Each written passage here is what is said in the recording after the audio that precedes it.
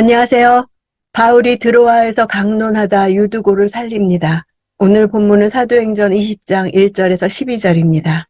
1, 2절. 소동이 끝나자 바울은 제자들을 불러 격려한 뒤 작별하고 마케도니아 지방으로 떠났습니다.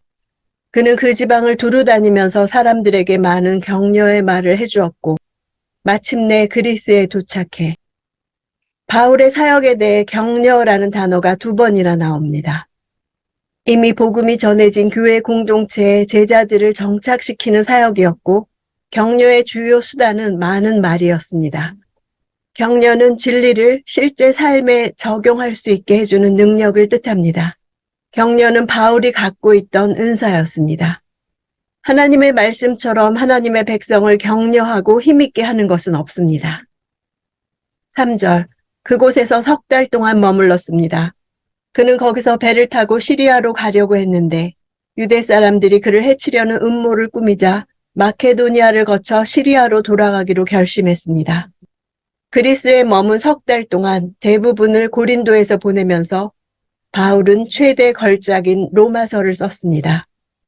고린도에서 머문 3달 동안은 겨울이었을 것입니다. 봄이 오자 이제 막 항해를 하려고 했을 때 유대인들의 음모를 들었을 것입니다. 그 배는 유대인들이 절기를 맞아 예루살렘으로 가려고 할 때 타곤 했던 순례선으로서 많은 유대인들이 이용했습니다.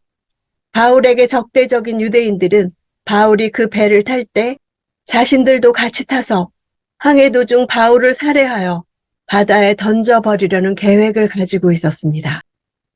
4, 5절. 바울과 동행한 사람은 베레아 사람 브로의 아들 소바더, 데살로니가 사람 아리스다고와 세군도, 더베 사람 가이오, 디모데, 아시아 사람인 두기고와 드로비모였습니다. 이 사람들은 먼저 드로아에 가서 우리를 기다리고 있었습니다. 이들은 예루살렘으로 보내는 이방 각 교회의 구제 헌금 전달 대표자들이었습니다. 마케도니아 교회의 대표는 소바드와 아리스다고와 세군도였고 갈라디아 지방의 대표는 가이오와 디모데며 아시아 지방의 대표는 두기고와 드로비모였습니다. 7명의 대표들 이름을 일일이 열거한 것은 숫자 7이 지니는 충족, 완전이란 상징적 의미를 나타내서 예루살렘 교회 구제 헌금을 전하는 일이 좋은 결과를 거둘 것을 암시하고자 한 것입니다.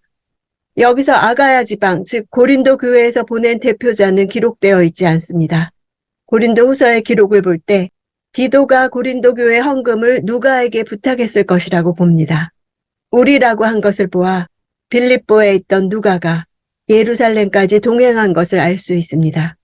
누가는 빌립보에서 바울과 헤어진 이후 바울이 3차 전도 여행 중 다시 빌립보를 방문할 때 상봉했음을 알 수 있습니다.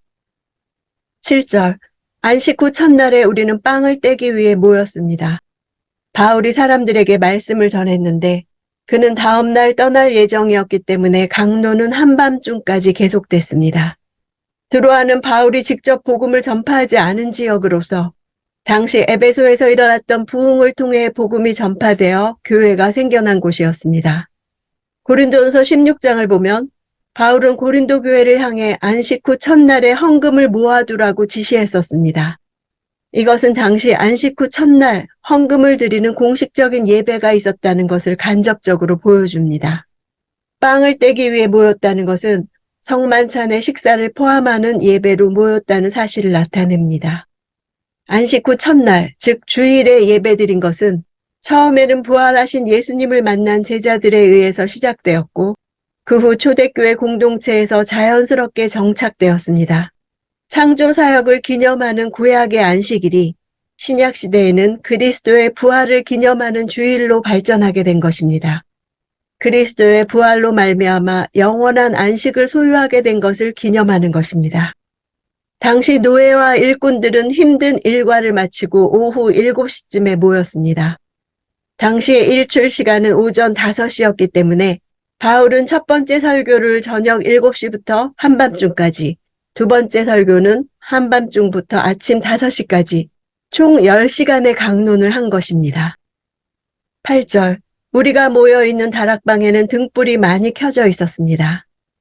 모여있다는 동사의 원형은 슈나고입니다.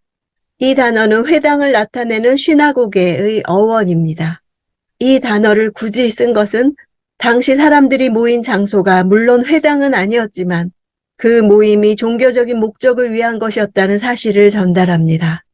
실제 초대교회 전도자들의 말씀 전파는 회당에서 이루어진 적이 많으나 점차 그리스도인의 가정으로 그 장소가 옮겨졌고 그곳이 마치 유대인이 모이는 회당과 같은 종교적 집회 장소가 되었습니다. 보통 6월절에는 보름달이 뜨며 밤에도 매우 밝았습니다. 그러나 그때는 6월절이 시작되는 시점으로부터 3주가 지난 시기였기 때문에 그날 밤은 매우 어두웠습니다. 등불을 많이 켰다 해서 많이는 각양각색 이런 뜻입니다. 당시에는 집회를 위한 교회 건물이 따로 없었기 때문에 성도 중 유력한 자들의 집에 모여 예배드릴 때 부족한 등불을 보충하기 위해 성도들은 각자의 집에서 등불을 가져왔던 것입니다. 등불은 많은 그을음과 연기를 발생시키므로 방의 공기를 탁하게 하기에 충분했습니다. 게다가 창가에 앉을 정도로 많은 사람들이 방 안에 있었다는 것은 더욱더 실내의 공기를 탁하게 했을 것입니다. 9절, 유두고라는 청년이 창가에 앉아 있다가 바울이 쉬지 않고 이야기하는 바람에 깊이 잠이 들었습니다. 골아 떨어진 그는 그만 3층에서 떨어지고 말았습니다. 일으켜 보니 그는 이미 죽어 있었습니다. 유두고는 연소하는 많은 등불과 많은 사람들의 운집으로 인해 방 안의 공기가 더워지고 산소가 부족해져 깊이 졸게 된 것입니다. 유두고라는 이름은 당시 흔한 노예의 이름이었으므로 그의 신부는 노예였을 가능성이 큽니다. 이는 드로아 교회에 노예를 비롯한 사회 하층민들이 적지 않게 있었을 것을 보여줍니다. 의사인 누가는 마치 사망 진단서를 발부하는 것과 같이 유두고에 대해 이미 죽었다는 판단을 내리고 있습니다. 10절, 바울이 뛰어내려가 유두고 위에 엎드려 그를 껴안고 말했습니다. 소란 피우지 마시오. 그에게 목숨이 있소. 위에 엎드린다 하는 단어는 성경에서 사용되었던 단어입니다. 엘리야가 사르밧 과부의 죽어있는 아들을 살리기 위해 엘리사가 수넴 여인의 죽어있는 아들을 살리기 위해 엎드렸을 때 사용된 바 있습니다. 유두고에게 목숨이 있다 하는 말은 이미 분명히 죽었던 유두고가 바울이 기도한 결과 다시 살아난 것을 뜻합니다. 11절, 그러더니 바울은 다시 위층으로 올라가 빵을 떼어 먹은 후 날이 셀 때까지 오랫동안 강론을 하고서 떠났습니다. 보통 여행자들의 배는 일출과 동시에 떠났습니다. 따라서 날이 새면 떠나게 될 바울은 드로아에 있는 교인들에게 잠도 자지 않고 계속해서 강론한 것입니다. 강론이라는 단어는 일방적인 이야기가 아니라 상호 간의 친밀한 대화를 뜻합니다. 유두고가 떨어지기 전까지는 혼자서 이야기하다가 유두고를 살린 다음부터 새벽까지는 청중을 더욱 참여시키는 방법으로 빵을 떼며 애찬을 하는 자연스러운 분위기에서 담화했을 것입니다. 사람들은 유두고가 살아나자 큰 위로를 받았습니다.